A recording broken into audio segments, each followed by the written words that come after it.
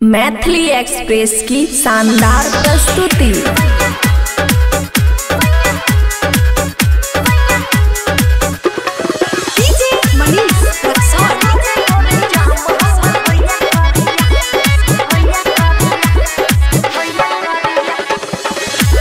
खुशी recording studio बलुआहा। खेत में राजा जी बढ़ल खटनी, खेत खेत गेहूं के करे छी कटनी। हे यो चैत में राजा जी बढ़ल खटनी, खेत खेत गेहूं के करे छी कटनी। लेने अब कोन के रेम बढ़िया, सैया गोरे गोरे जाम हमर होया करिया, सैया गोरे गोरे जाम हमर होया करिया। सुनु ना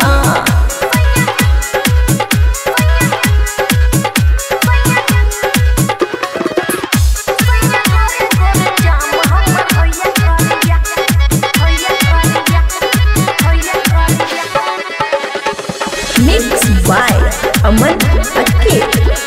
चेहरा नरम छै, लुक लग जाय छै, आम के चटनी से किछ नहीं बुझाई छै। सुनु ना सैया, चेहरा नरम छै, लुक लग जाय छै, आम के चटनी से किछ नहीं बुझाई छै। डार से रोजे खोले सरिया, सैया गोरे गोरे जाम हमर होया करिया, सैया गोरे गोरे जाम हमर होया करिया।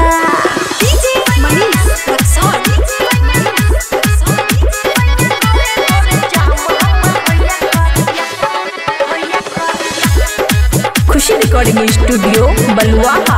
बबुआ राहुल सैया बुझू हमर फील के, चुए पसेना हमर देह से पिघल के। हे यो बबुआ राहुल सैया बुझू हमर फील के, चुए पसेना हमर देह से पिघल के। आस ननद रोज करे रोरिया, सैया गोरे गोरे जाम हमर होया करिया, सैया गोरे गोरे जाम हमर होया करिया। खुशी रिकॉर्डिंग स्टूडियो बलुआहा।